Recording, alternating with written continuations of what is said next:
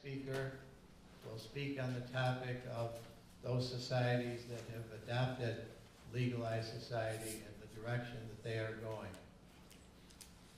He is Wesley Smith, an attorney.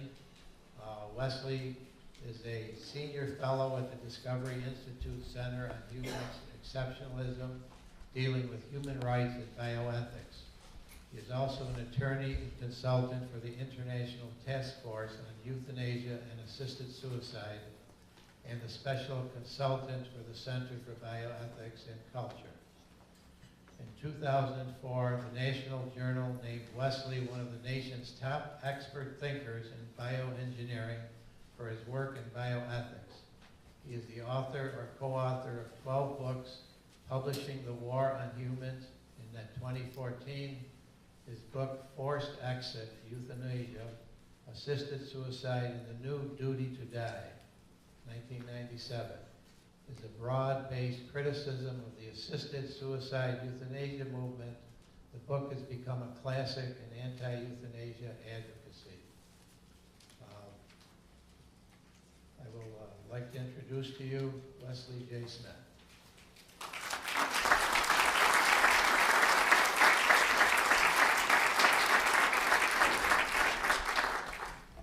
Thank you, Judge, very much, but I thought you liked me. I have to follow that? I don't speak with a good accent. That was really something. Thank you for having me here, and thank you all for coming out on this very beautiful day to engage issues that are so important when you could be out enjoying the sunshine. Although coming from California, I was really curious. What is that white stuff on? I'm not used to seeing that. We could use some in California, though, because we're in such a terrible drought.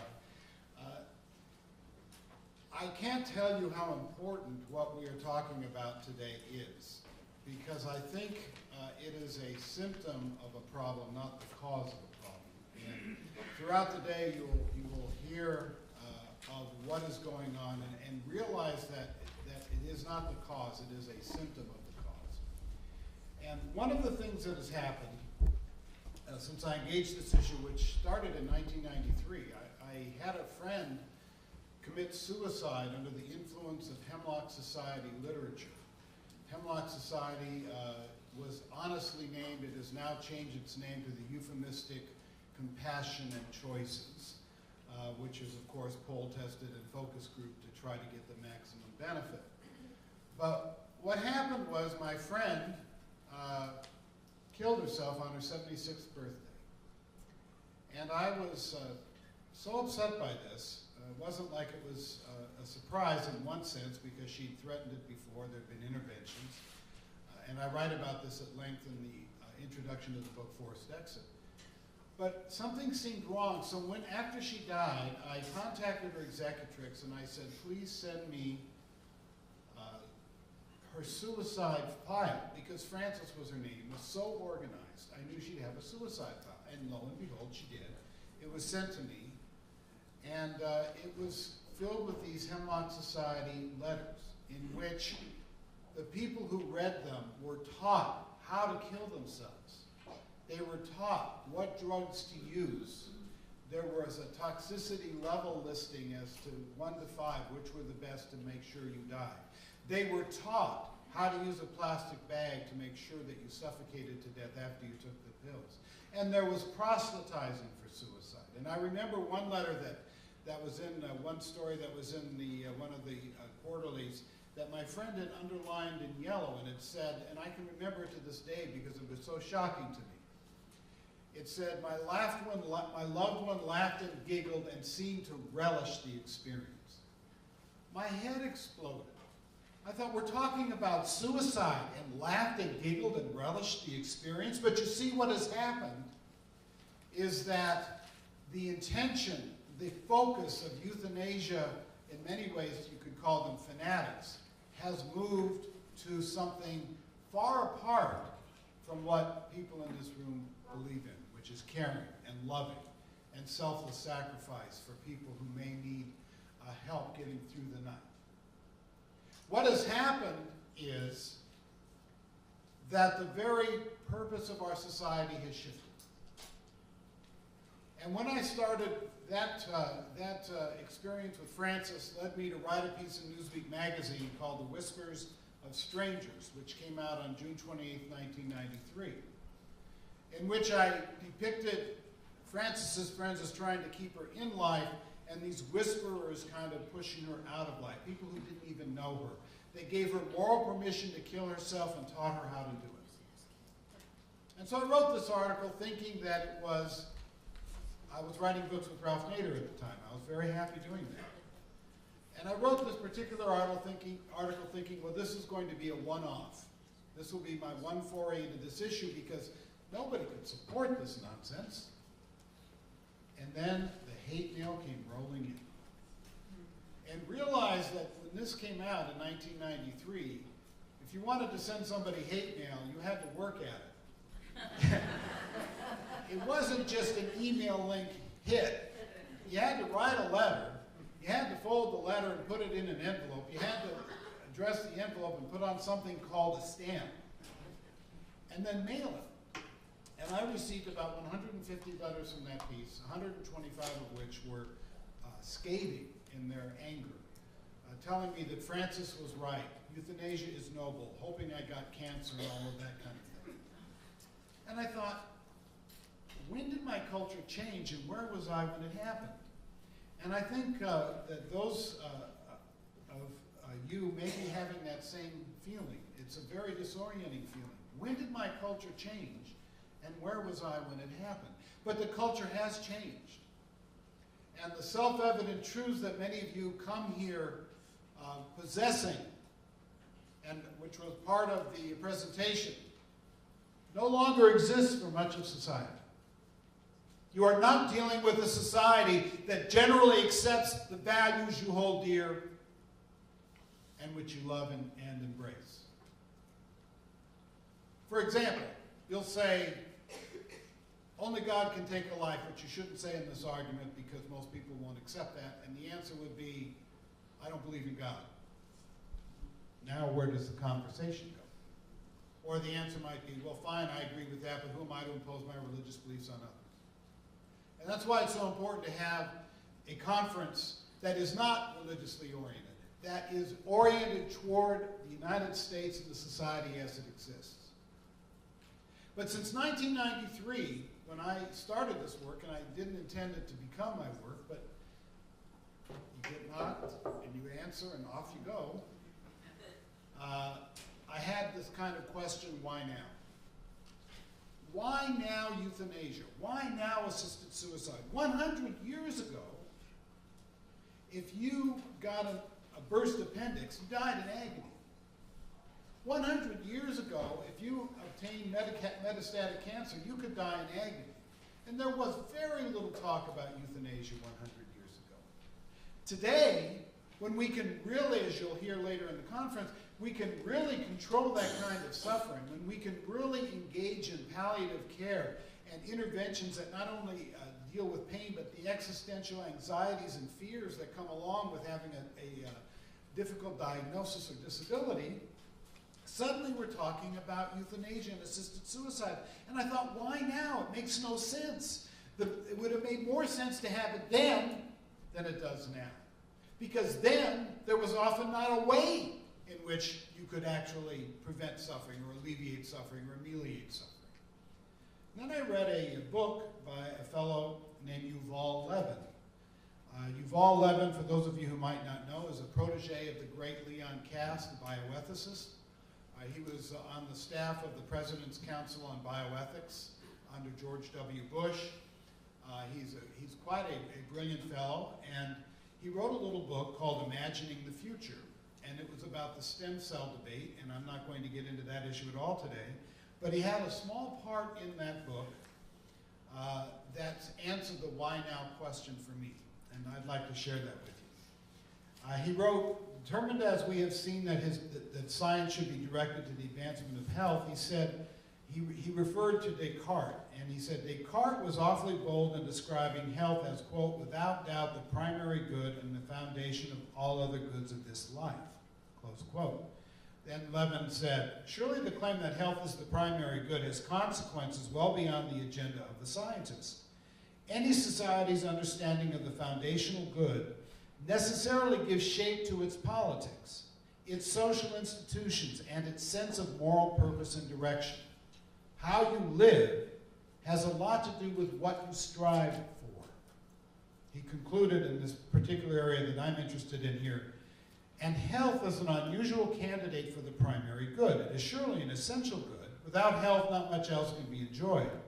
But Descartes' formulation in the worldview of modern science sees health not only as a foundational, but also a principal goal. Not only as a beginning, but also an end. Now, this is the key. Relief and preservation from disease and pain, from misery and necessity, become the defining ends of human action and therefore of human society. So what Yuval Levin is saying is that the purpose of our society has become the elimination of suffering. That is a radical shift from the purpose of society being helping people to lead righteous lives, helping people to enjoy liberty, helping people to build families. But if the purpose, the defining purpose, the ultimate goal of society is eliminating suffering, how quickly that moves into eliminating the sufferer. And there's something else that happens. The concept of what constitutes suffering becomes highly elasticized. And let me just give you an example from my own family. My Uncle Bruno died of Alzheimer's disease. My Uncle Bruno suffered. There's no question about it. So did my Aunt Martha. My Aunt Martha, in fact, was so upset the first day my uncle had to be in the Alzheimer's unit, she went running to see him and fell down some stairs and broke her hip. So did their daughter, my cousin. So did my mother. My mother was the younger sister of Bruno. My mother's father had died when she was 5, back in 1922. Bruno became her rock. Bruno became her protector. Bruno was the essential, the continuing stability in her life. My dad died in 1984, and Bruno was still there taking care. So my mother lost this rock that had been hers since she was the littlest girl. Now, some would say the medical personnel who cared for my uncle suffered. And I was in that unit. It was very difficult to see elderly people wandering around. I remember one woman holding a teddy bear and wandering because she was so demented.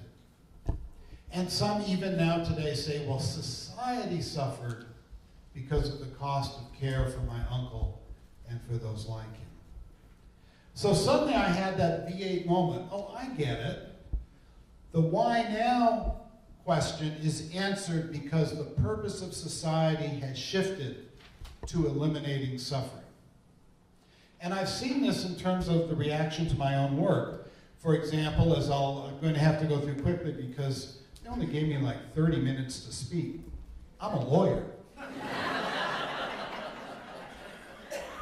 It takes me that long to clear my throat. Castro has accused me of being long-winded. But you will find in just a moment, there is infanticide in the Netherlands. They kill babies in their cribs who are born with serious disabilities or terminal conditions. And I have criticized that, and I've gotten hate mail from the Netherlands, which you think, wow. And the letters invariably say, I loathe suffering. And they also then add, well, you want these babies to suffer, or you want people to suffer.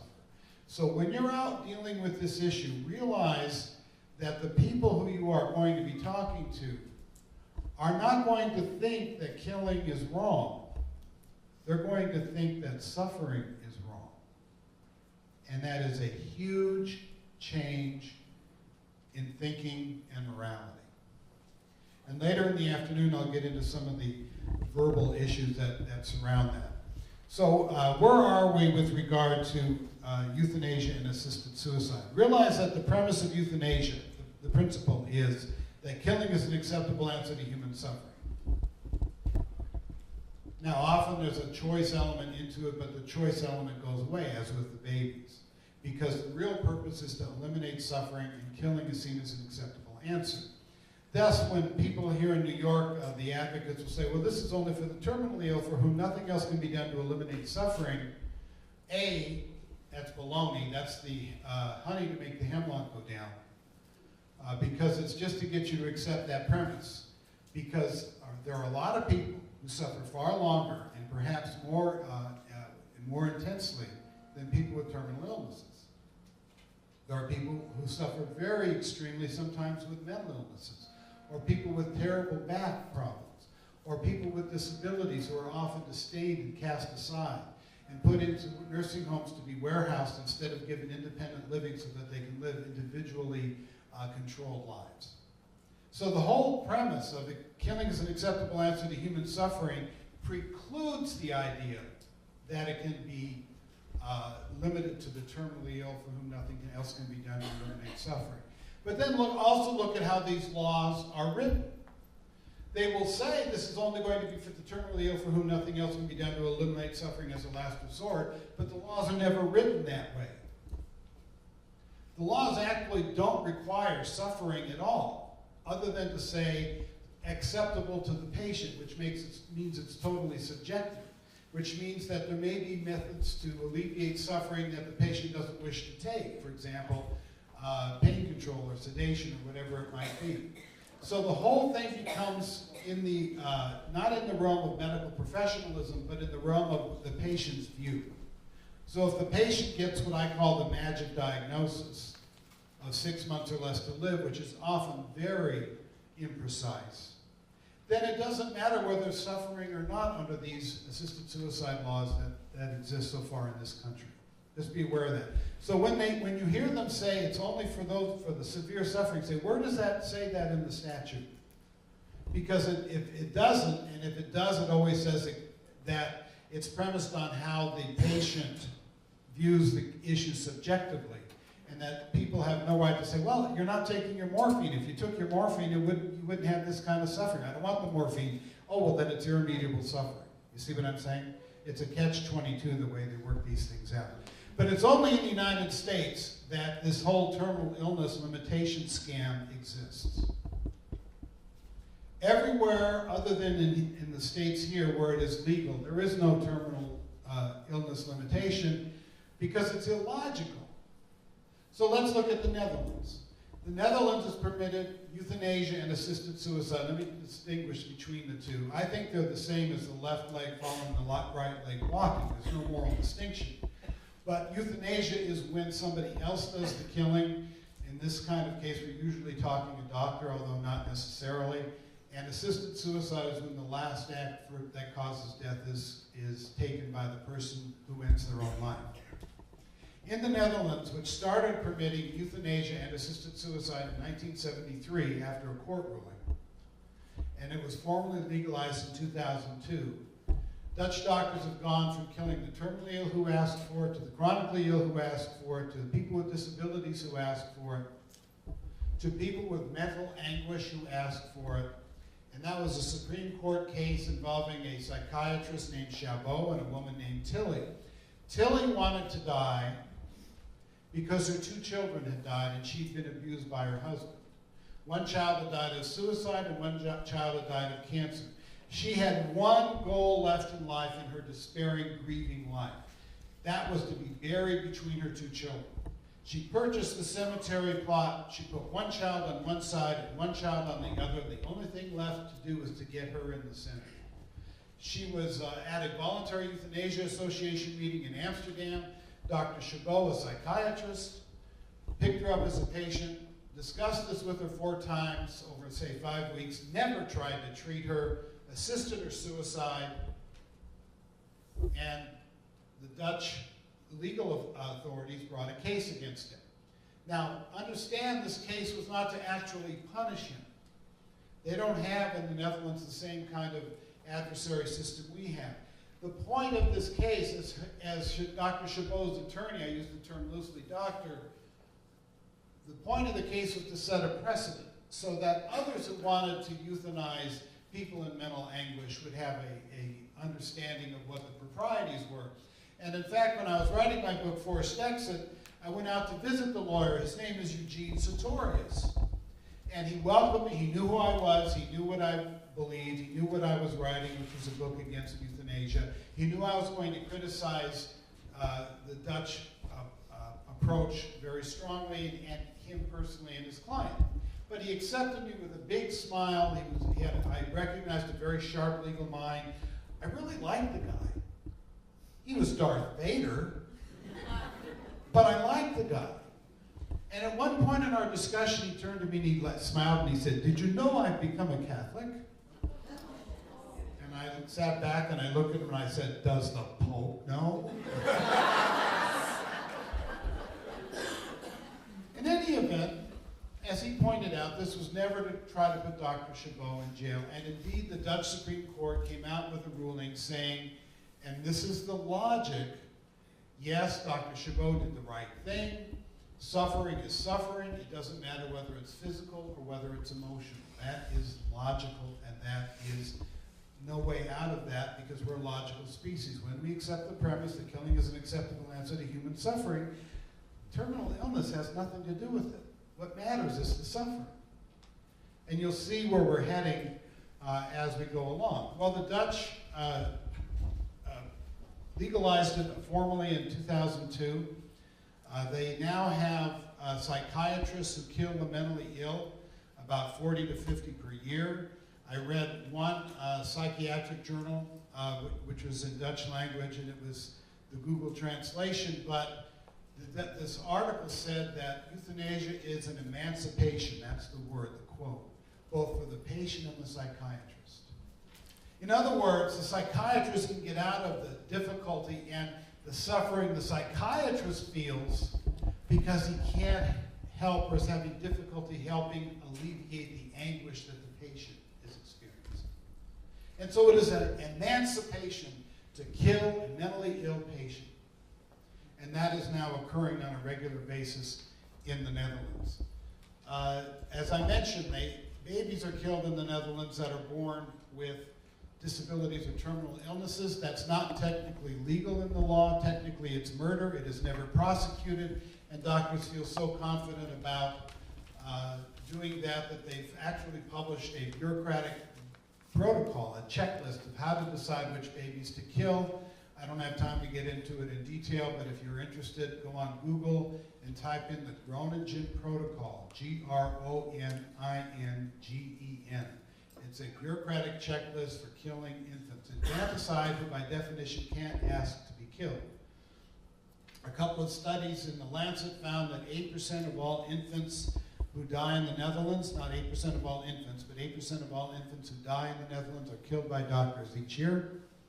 That 45% of neonatologists have killed babies and 31% of pediatricians. As I mentioned, they euthanize the mentally ill. They often now euthanize elderly people if they can just find some pretext. There was a case of an elderly woman who was euthanized because she had macular degeneration. Moving on to Belgium. Now, and I'm moving fast here because of the time constraint. Belgium legalized euthanasia in 2002.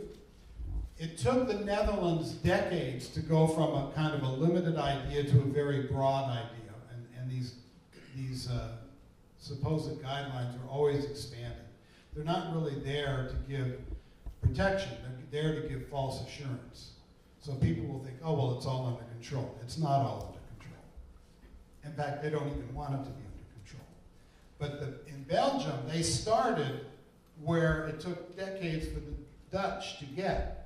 So now in Belgium, you see, for example, there was a transsexual euthanized. This transsexual who had very difficult emotional and mental life obtained a sex change surgery, was aghast at the consequences of it, and the answer was to kill this person. You see now this is something that I never thought I'd see. It takes a lot to make my jaw drop these days. In Belgium, remember, the point is to end suffering, and that could be future suffering. So in Belgium, there have been at least 3 cases I know of elderly couples who received joint euthanasia because they feared future widowhood. Think about that. And in a couple of these cases, both the people were elderly, but they were healthy. But they didn't want widowhood.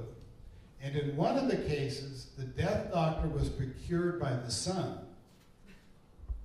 who told the media, well, it would have been very difficult to take care of my parents, and this is the best thing for all.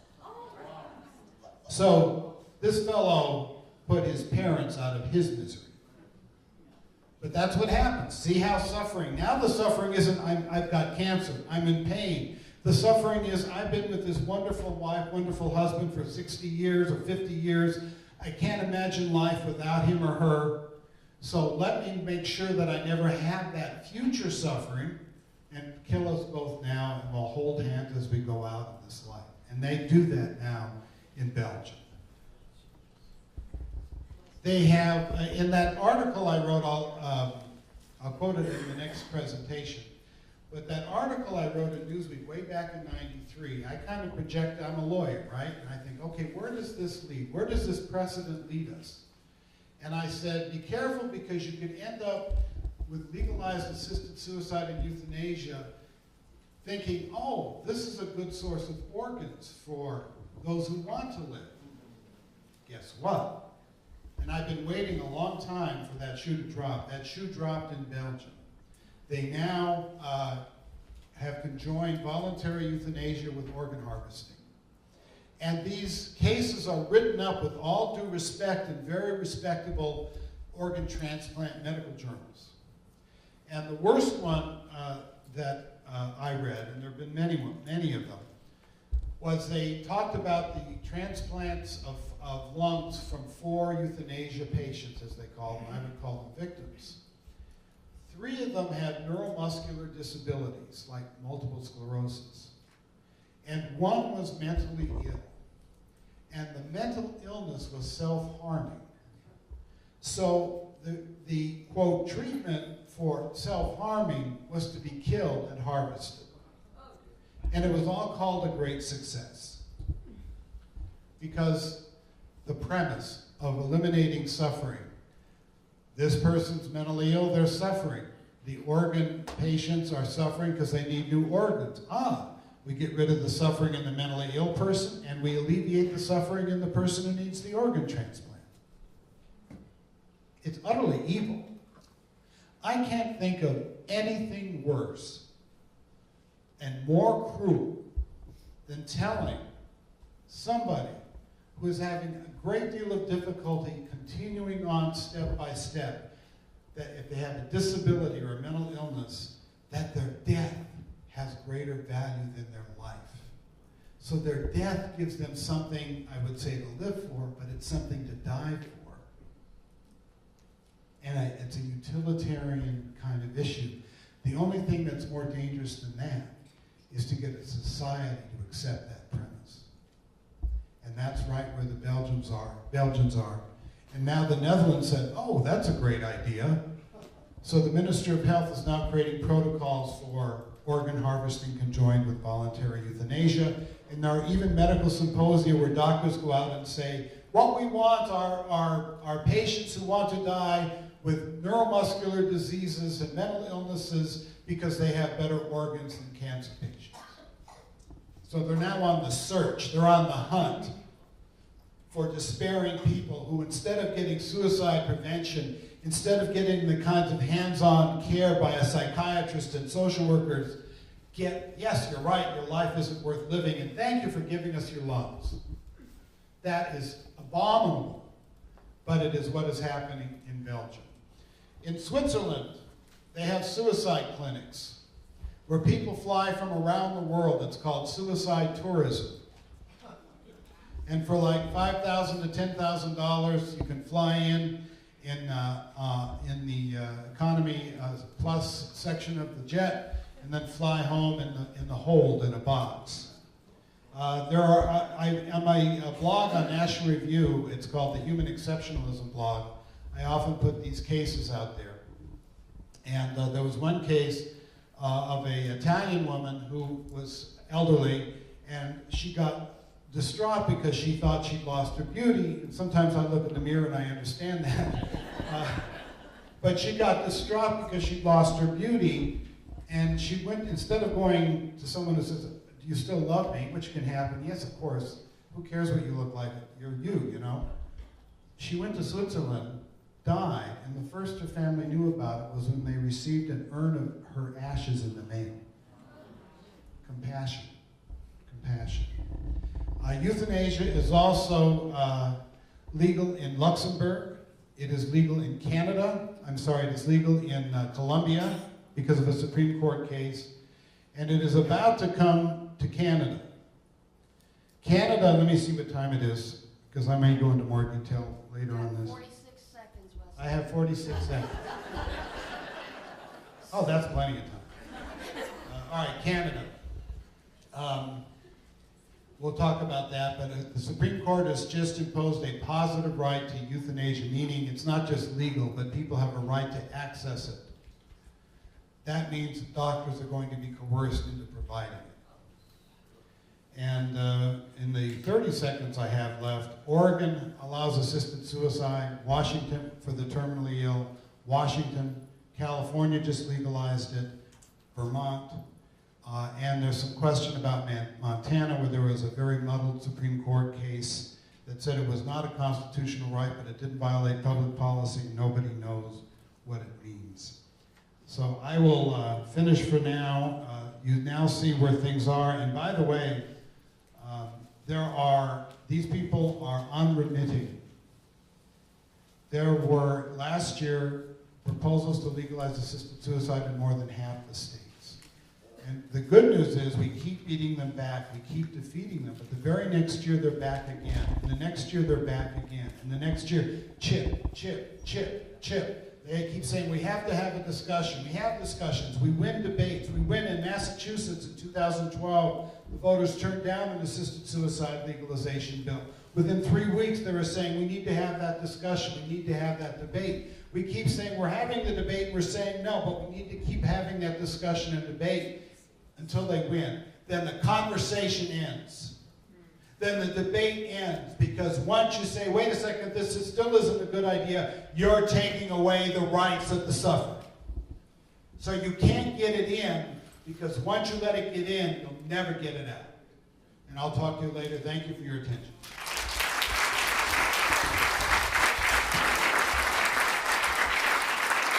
This morning's speaker will proceed at this time, and that Wesley Smith will be the next speaker. Wesley.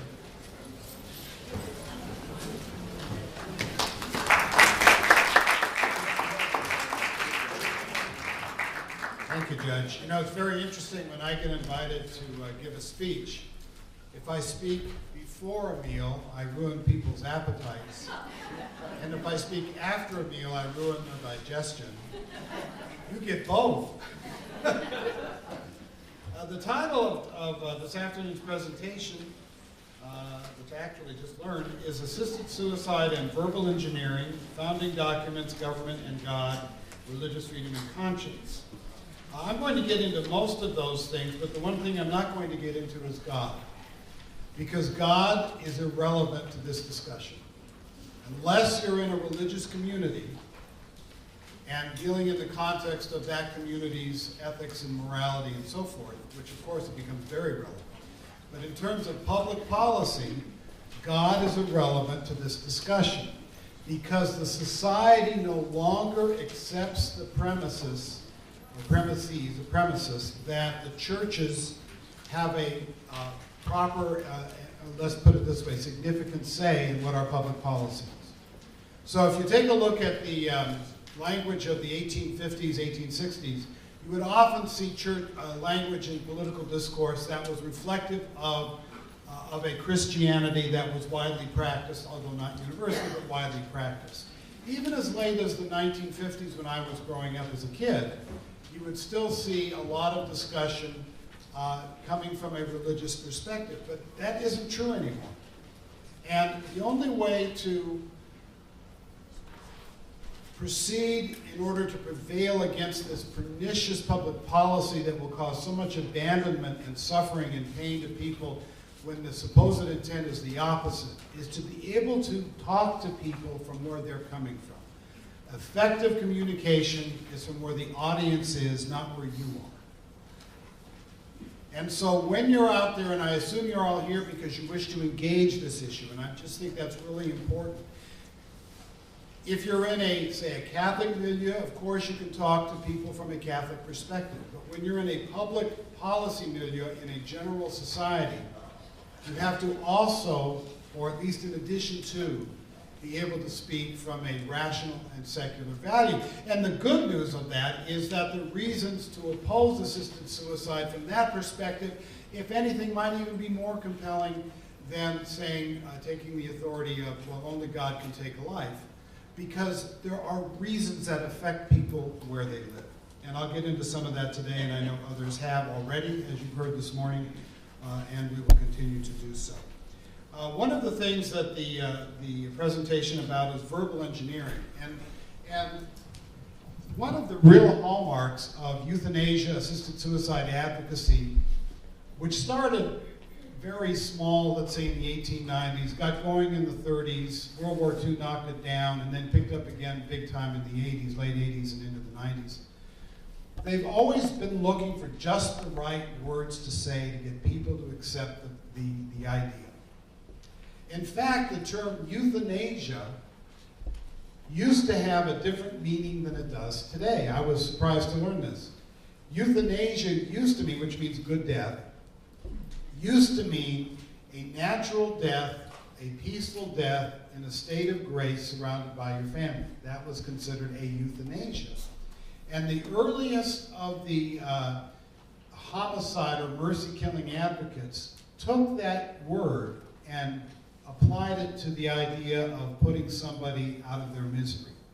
And euthanasia entered the lexicon as, with a different meaning in it, has kept that meaning ever since. But even that first attempt, which was very minor and very minority viewed, even then they started to word engineer. And what are some of the word engineers we see today, the changes? For example, death with dignity. So all of these laws will say to allow somebody to die with dignity or death with dignity. My dad died of cancer. He died in hospice. He died with his family around him. If you listen to what the advocates say, he didn't die with dignity.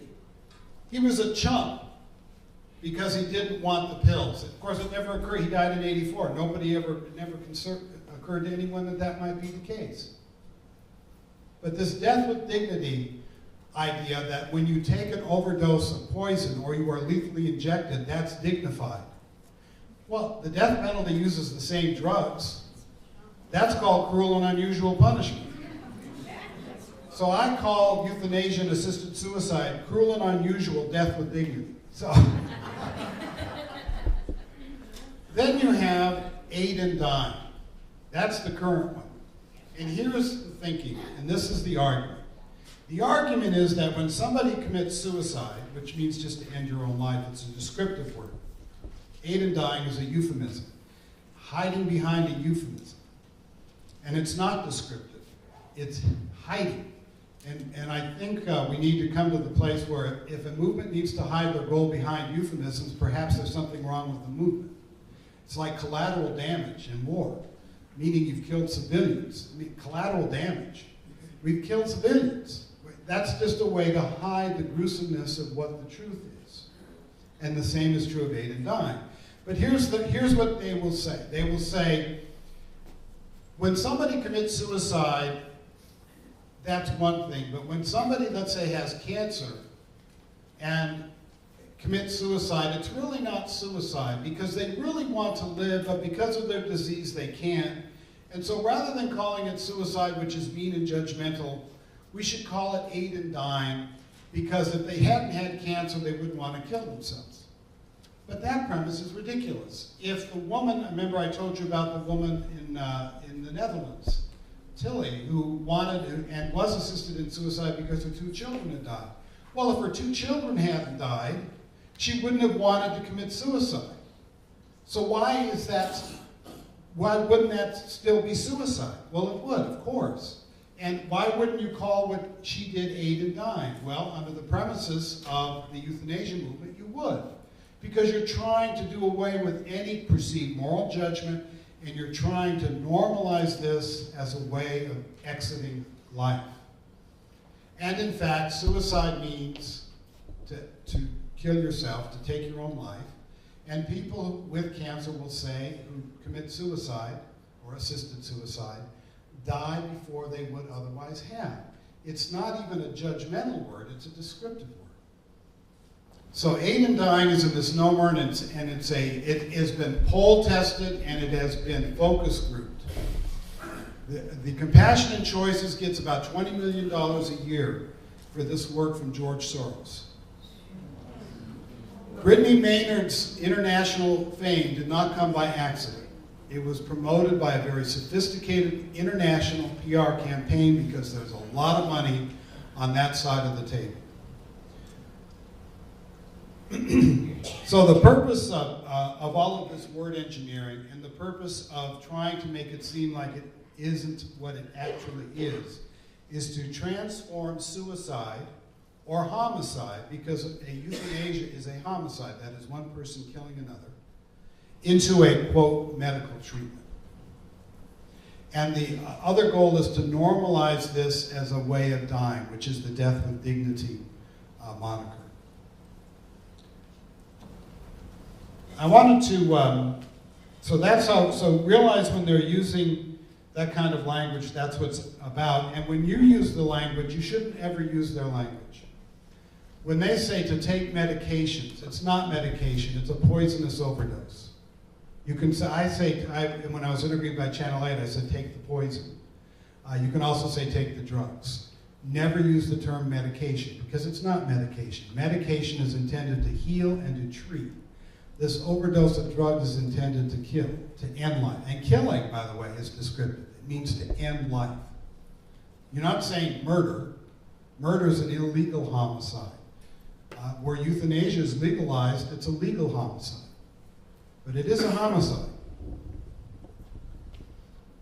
And realize, I've heard some comments, well, today's only presenting one side of the debate. Get a little irritated by that kind of comment. Because you cannot go out in this society without being deluged with the pro-assisted suicide, pro-euthanasia side of the debate. The media has clearly chosen sides. The entertainment industry has clearly chosen sides.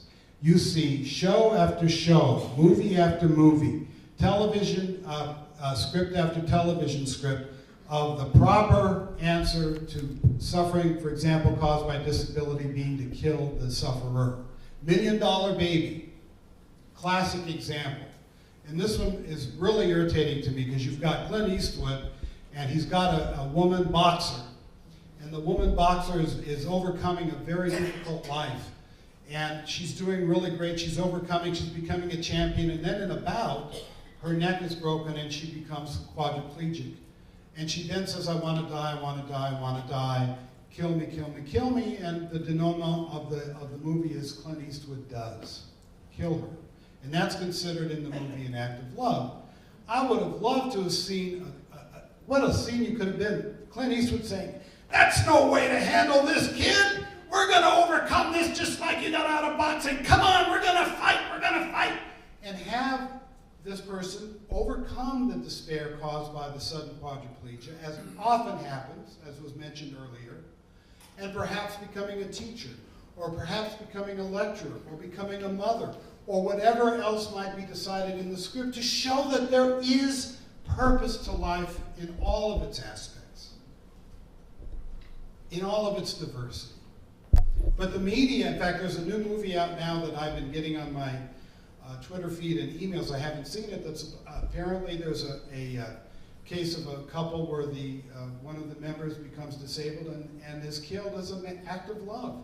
I don't know the name of the movie and I haven't seen it, but I've been getting all these warnings. And I'm not surprised, because the media, popular culture, have taken sides. Assisted suicide and euthanasia also corrupt just basic things such as public records. In Washington State, when a person gets assisted suicide and the doctor signs the death certificate, they do not put on the death certificate the actual cause of death. The actual cause of death is an overdose of barbiturates. What is put on the death certificate is the underlying disease, which is not only forcing doctors to lie on a public record, but it also impedes transparency that the other side is always saying they want. Because there's no way to go into the public statistics and see who actually died by assisted suicide. Because if they died by assisted suicide but had been diagnosed with cancer, the cause of death is stated to be cancer. That's utterly corrupting. It makes the whole system opaque. It destroys transparency, and it corrupts government processes.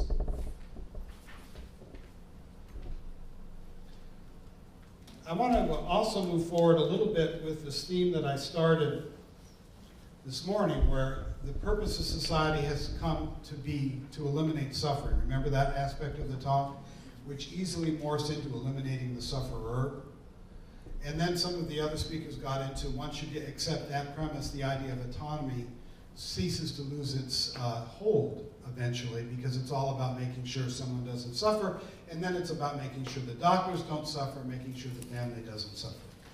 I wanted to read something. This is out of the Netherlands. Remember, under the Groningen Protocol, doctors kill babies if they're born with serious disabilities or terminal conditions in the Netherlands. And the KNMG, which is the Dutch Medical Association, issued an ethics opinion in which they said that a baby can be euthanized because the parents are suffering. Because remember I said suffering becomes very elastic. The parents are suffering. Let me read it from you. When the parents of a dying or disabled child cannot stand it anymore, physicians may hasten death, the KNMG decided. This is from a news story with a Google translation. On this issue existed for years ambiguity. Doctors should accelerate death in a dying child using muscle relaxants if the death takes so long that it is better for the parents not to see the suffering. So now we are putting babies out of the parents' misery in the Netherlands. And this is promoted by the Dutch Medical Association. The Dutch Medical Association, by the way, also has issued an ethics opinion saying that if a doctor gets euthanasia requested by a legally qualified patient and has a conscience objection, they must refer to another doctor for the euthanasia, and I'll get into that some more a little bit later. But if they get a request for euthanasia by a patient who is not legally qualified for euthanasia, they may teach that patient how to commit suicide. So you can see how this idea of ending suffering becoming the purpose of society is like cancer that metastasizes. It begins to fill all available space. And I want to illustrate how all of this has impacted our culture. I want to read two People magazine obituaries, or stories. One is about Michael Landon. Remember Michael Landon? Yeah. Michael Landon, for those of you who are young, was a very famous, very, very popular television actor. He had started as Little Joe on Bonanza when I was a kid, and he moved on to Little House on the Prairie, and then he had a TV show on about an angel. I don't remember that show well, but he played, I'm sorry? Highway to Heaven, that's right, thank you. He played an angel. And he was a very popular television star. He was also, I Was a Teenage Werewolf, the movie, as I recall. I used to love to go to those horror matinees as a kid. In any event, Michael Landon contracted pancreatic cancer, terminal cancer. And he did something, this is sometime in the 90s, that was pretty unprecedented. He went on The Tonight Show with Johnny Carson to announce that he was in a terminal condition and to basically stand up for the value of the life he had left. And it was just made an incredible sensation throughout the country, because there was a time, wrongly, when people with cancer would be pushed into corners and shoved behind curtains and so forth. And here was this very popular, still robust-looking actor saying, you know, I've got less than 6 months to live, but I'm here to tell you, you know, it's not easy, but I'm going to fight as best I can, and I'm going to live the time I have left.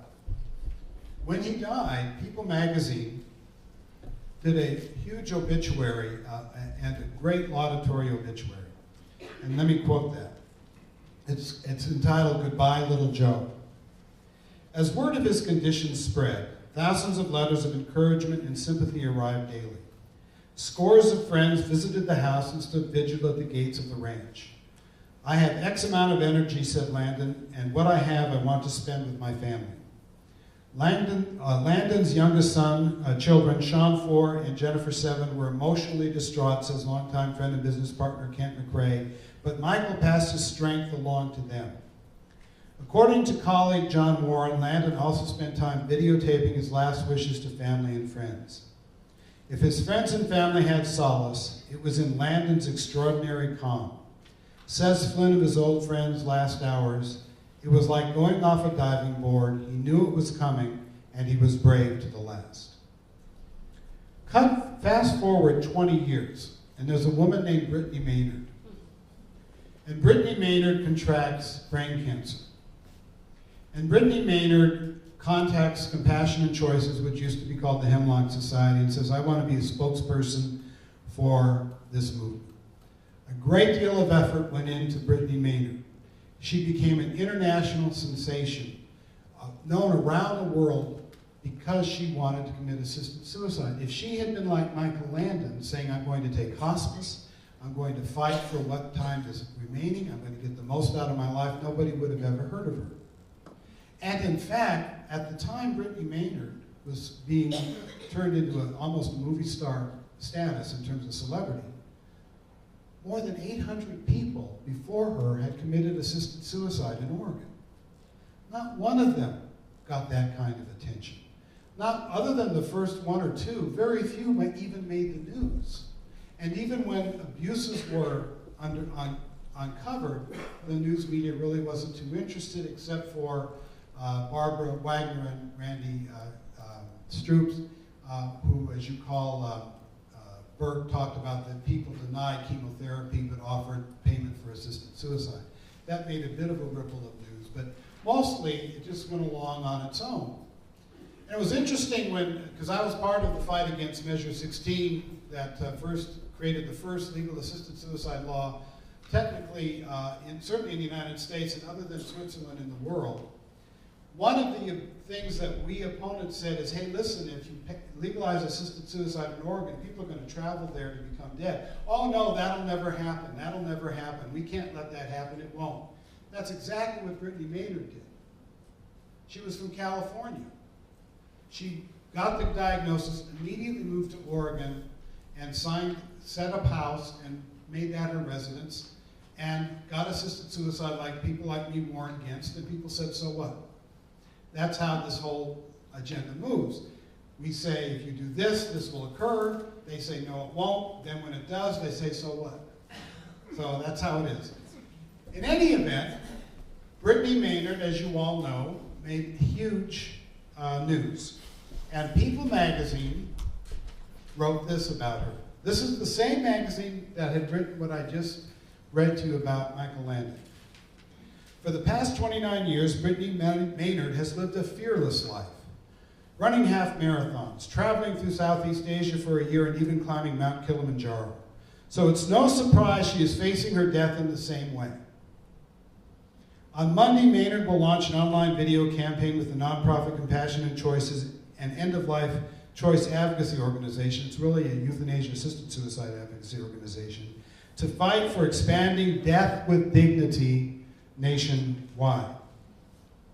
So, you see in one hand, lauding Landon for taking one approach, and now on the other, lauding Brittany Maynard for pushing assisted suicide. And you had the same kind of obituary. Her obituary after she did it in People was 1,000 words.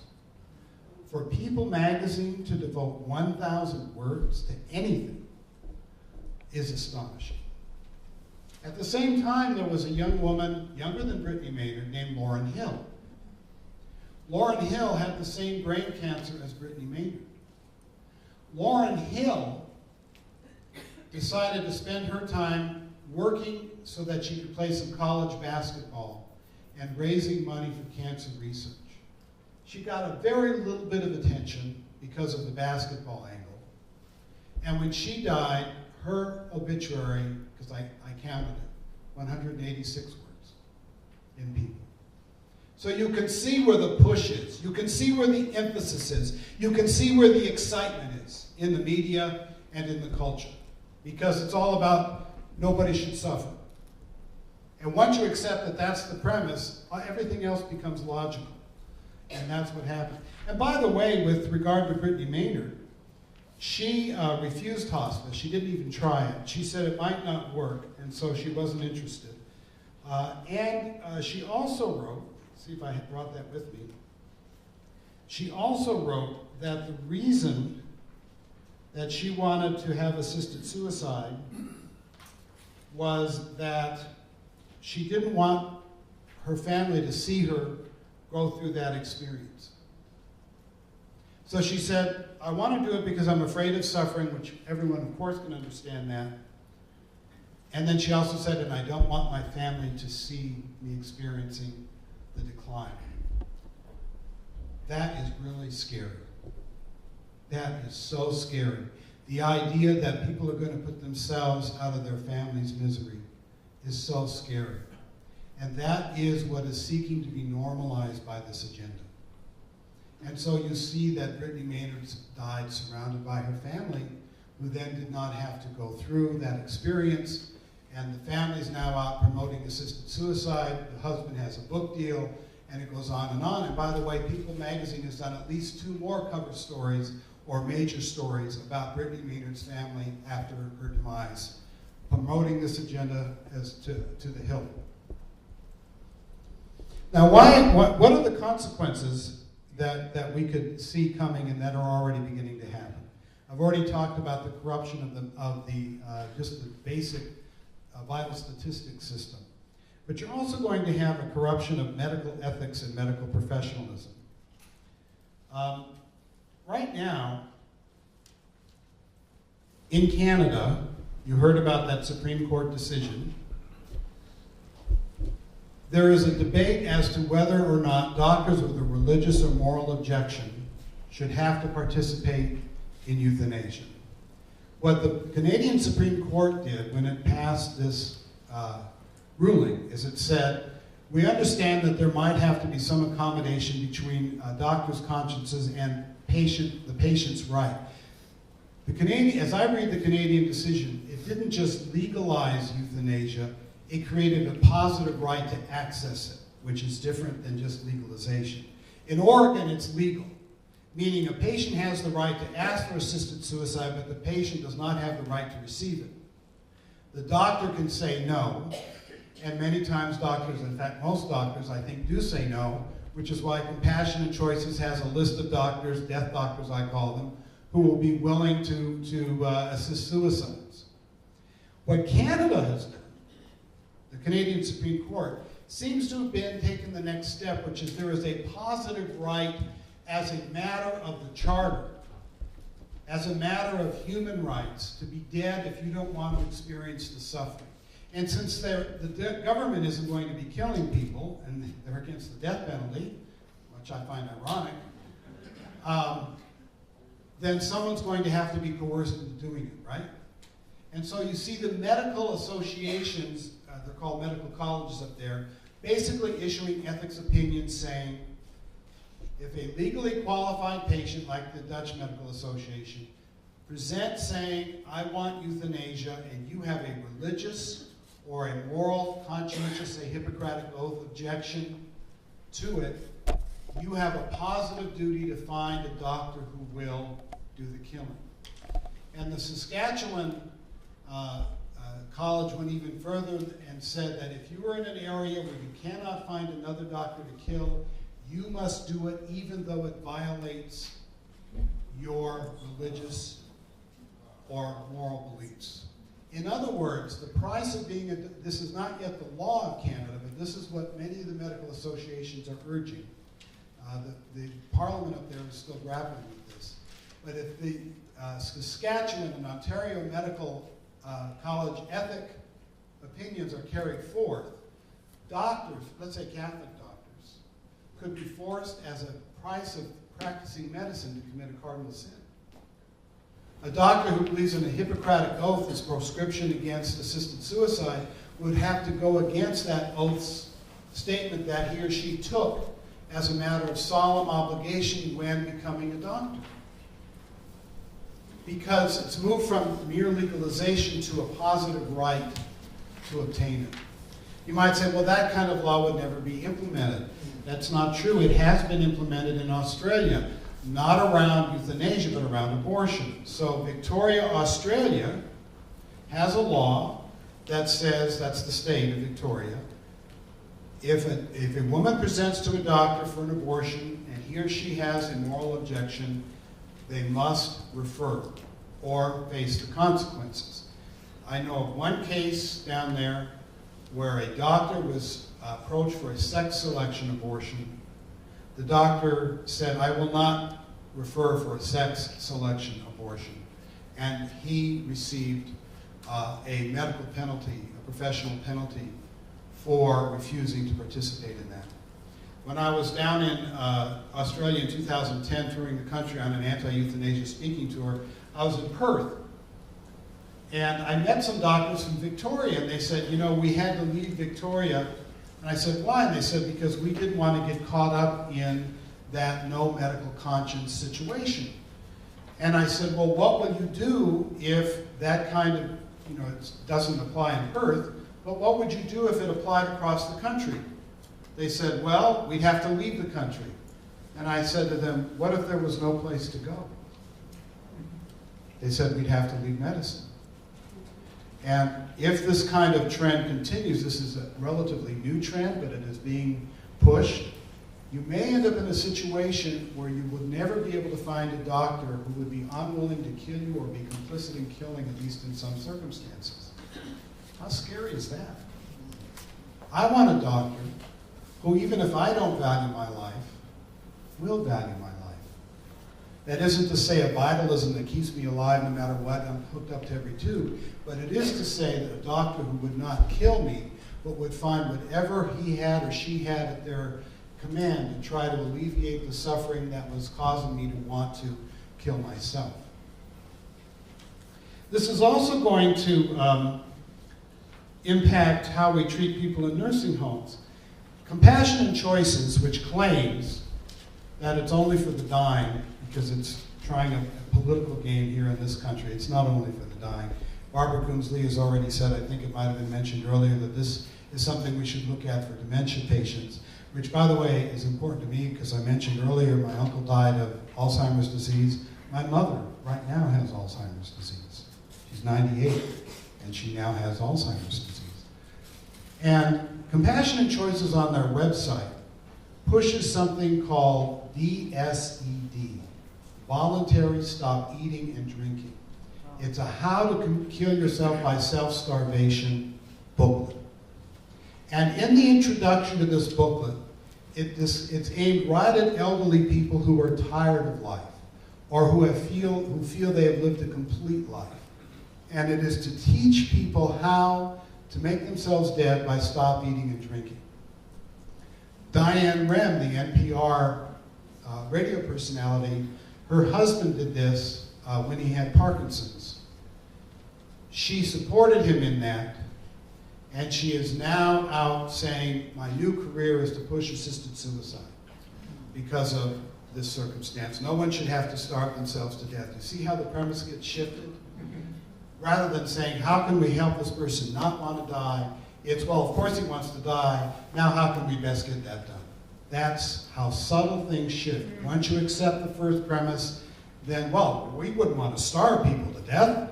And that's how the lethal injection gets pushed.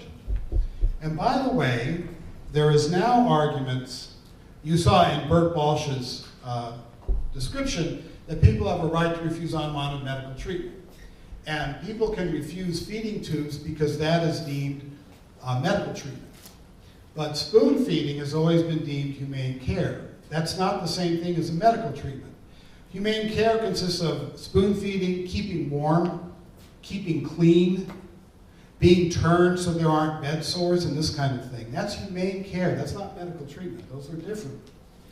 You now have people in the bioethics and euthanasia communities saying that if somebody in an advance directive said that when they became incompetent, they wanted to be starved to death by the nursing home, that should be enforceable.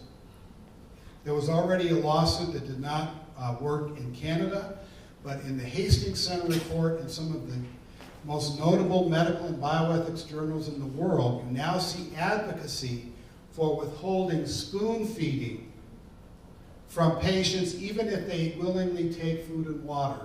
Withholding that if they said in an advance directive that they would not want to receive that. So an advance directive is supposed to tell us what people want from their medical treatment or don't want from their medical treatment.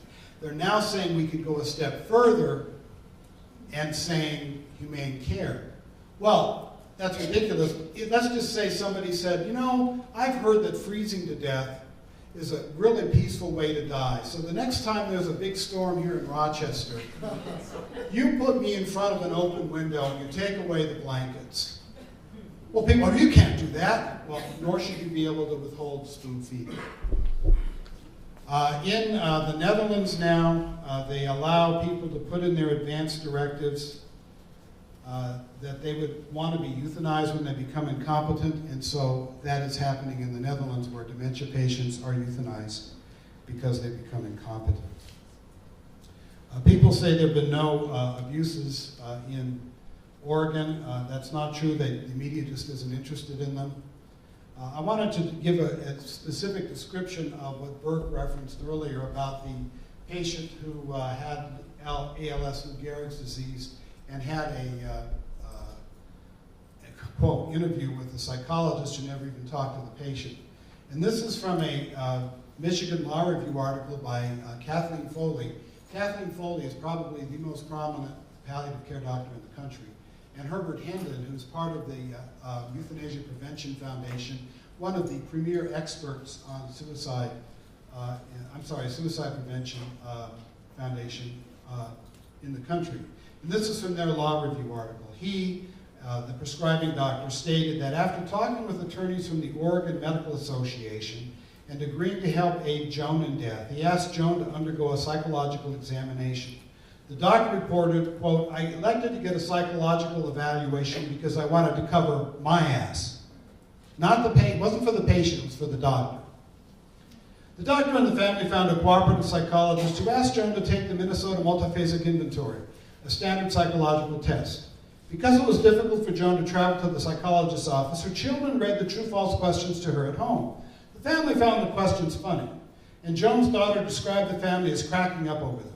Based on these test results, the psychologist concluded that whatever depression Joan had was directly related to her terminal illness, which he considered a completely normal response. Can we say rubber stamp? The psychologist report in Joan's case in particular was disturbing Mrs. Hendon and Foley because without taking the trouble to see her, and on the basis of a single questionnaire administered by her family, he was willing to give an opinion that would facilitate ending Joan's life. The physician's attitude toward the consultation surely played a part in his receiving a report that he did not meet professional standards, but nothing was done about it. Well, that's, you know, that 6 bits buys you a cup of coffee because in Oregon, there is no legal authority or budget for the Oregon Health Administration to actually do research and consultations and investigations. The whole thing is based, almost the whole thing, on doctor self-reporting were about as likely to tell the state they broke the law as they are to tell the IRS they cheated on their taxes. Sometimes how much time do I have? 8 minutes. 8 minutes. Sometimes what euthanasia advocates really want becomes clear when they no longer feel like they have to play the game of let's play pretend, right? Then they let their true colors out, and that has happened in Canada. Now that the Canadian Supreme Court has declared an absolute right to euthanasia, some experts, euthanasia experts, were put together a panel by all of the provinces, and they came up with recommendations for how euthanasia should be applied in Canada. And here are some of the recommendations. All provinces and territories should ensure access to physician-assisted dying, that's another euphemism, including both physician-administered, which is euthanasia, and self-administered, which is assisted suicide, physician-assisted dying. Now, that's going to end up being lethal injection because studies out of the Netherlands shows that when there are more complications, other than death, with assisted suicide than with euthanasia, things like convulsions, vomiting, extended coma. In fact, in the recent Oregon report, they said the longest it took someone to die was 104 hours. That's like 5 days. Another recommendation, the provision of physician-assisted dying should also be permitted by regulated healthcare professionals, registered nurses.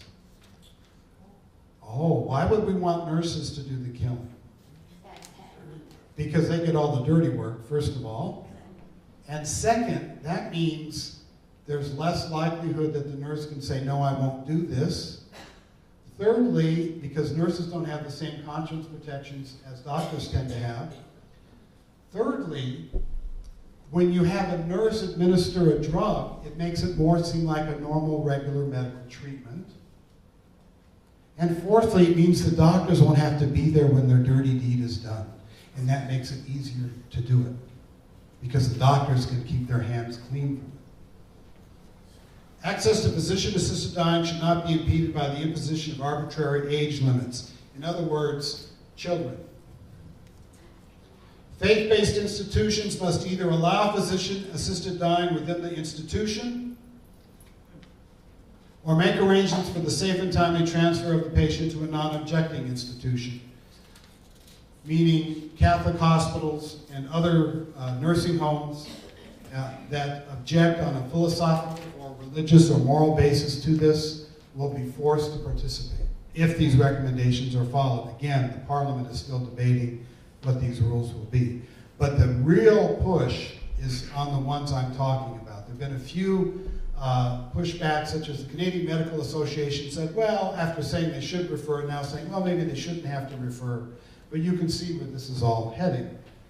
It's heading to what I call medical martyrdom, which is people being forced, doctors being forced into participation at the price of a potential professional discipline. And we always hear, well, if you were a suffering person, if you were a dying person, you'd want this too. And I keep hearing that I want people to suffer and so forth and so on. I've got an article I want to read to you in whole because we've only got 5 minutes. This is written by a friend of mine. His name was Robert Salamanca. Robert Salamanca died of Lou Gehrig's disease. I had been a hospice volunteer, and he was the last patient that I was a hospice volunteer for, and he and I became very close. And this was in the late 90s. And this was a time when the cases were going to the Supreme Court. And 60 Minutes and all the other media would interview people with Lou Gehrig's disease saying, I just want this choice. I just want this choice. It's cruel for me not to have this choice. Do you know how hard that made it for Robert? It broke his heart. He once told me, you know, they're trying to, this is his words, they're trying to push me out of the well-lit boulevards into the dark alleys. He said they're saying my life isn't as worth living as the lives of other people. So what this does is it undermines, it makes it more difficult not easier, more difficult for people to struggle with these conditions that can be very difficult to cope with and to grapple with. And if you are in a situation where you're spending every ounce of your life keeping going, putting one foot next to the other, rolling that wheelchair forward so that you know you can keep on going, and people are saying, well, why would you want to live like that? How hard that is. There's nothing harder in terms of our lives than what our peers, our loved ones, our friends, our colleagues think of us, what society thinks of us. And this is what Robert wrote, and I'd like to close with him speaking from the grave. Robert Salamanca, he wrote this in the San Francisco Chronicle. It says, I don't want a choice to die. I have lived with amyotrophic lateral sclerosis, ALS Lou Gehrig's disease, for 7 years. On January 8th, the Supreme Court, this is 97, heard arguments concerning whether terminally ill people have a constitutional right to physician-assisted suicide. After the 2-hour hearing with its blending of emotion and law, the justices seemed highly skeptical. I hope so. For Chicago's beloved Cardinal Joseph Bernardin, and by the way, Robert, just to show you what happens, Robert had been Catholic. When he got the diagnosis, he went to his priest because he was in despair at the diagnosis. The priest gave him 5 minutes and basically threw him out of the office because the priest was not being a priest. And Robert was so upset he left the church. He became a Mormon. Why did he become a Mormon? Missionaries knocked on his door, and they said, we want you. We will include you. He became a part of the Mormon church. Apparently, one of the obligations of the Mormon church is for the men to give lessons, periodic. It's the priesthood of Melchizedek or something like that. I'm sorry, I don't know much about Latter-day Saints theology. And because Robert couldn't go to them, they brought a video crew to him. And he filmed the lesson. And he felt like he was included. He felt like he was equal. He felt like they wanted him and that he was a full member of that community. When his wife had to go to work because he couldn't work anymore, they have a society of women.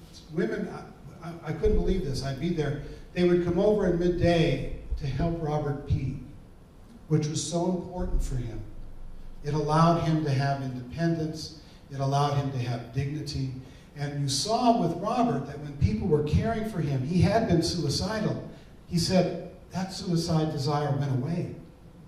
He said, I came out of the fog, that was his term, because people were telling him he was valued as much then as he had been when he was a hardwood floor installer. And that's an important point for us to remember in this discussion. Getting back to Robert's words. Euthanasia advocates believe they are doing people like me a favor. They are not. The negative emotions, I'm sorry, I skipped a bit. As Chicago's beloved Cardinal Joseph Bernardin wrote to the Supreme Court just before he died, there could be no such thing as a right to assisted suicide because there can be no legal and moral order which tolerates the killing of innocent human life, even if the agent of death is self-administered. Creating a new right to assisted suicide will endanger society and send a false signal that a less than perfect life is not worth living. Euthanasia advocates believe they are doing people like me a favor. They are not. The negative emotions toward the terminally ill and disabled generated by their advocacy is actually at the expense of the dying and their families and friends.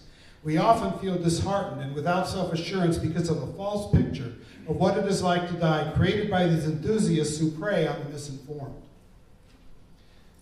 What we, the terminally ill, need is exactly the opposite, to realize how important our lives are, and our loved ones, friends, and indeed society need to help us feel that we are loved and appreciated unconditionally. Instead, reporting in the media too often makes us feel like token presences, burdens who are better off dead. For example, in a recent ABC Nightline, Ted Koppel interviewed pro-euthanasia supporter with ALS who announced to the world that he was going to take his life on a specific date. He felt he was obligated to do so because of his beliefs in the terminal situation of his disease. I found this act of showboating pretentious and ABC's presentation of his condition exploitive. Mr. Koppel asked him why he had not yet taken his life, and his only answer was, no answer. It was obvious to me that despite what he said, this man really wanted to live. Indeed, the people around him urged him to live. He listened. He did not commit suicide, but died a peaceful and natural death with loved ones at his side.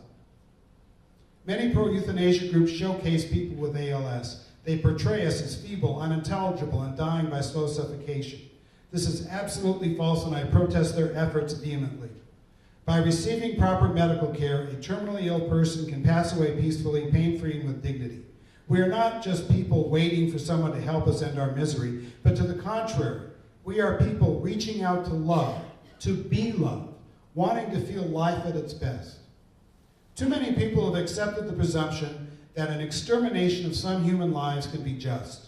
We're becoming a society so starved for heroes that we are too quick to embrace the Jack-of-Orkians of the world. Where has our sense of community gone?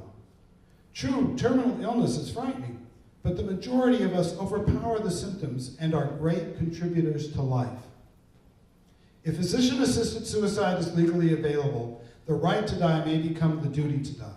The hopelessly ill may be subtly pressured to get their dying over with, not only by cost-counting providers, but by family members concerned about overburdensome bills, impatient for an inheritance, exhausted by caregiving, or just anxious to spare a loved one further suffering. In my view, the pro-euthanasia followers' posture is a great threat to the foundation upon which all life is based, and that is hope. I exhort everyone, life is worth living. Life is worth receiving. I know. I live it every day. It was my great honor to offer Bob Salamanca's eulogy.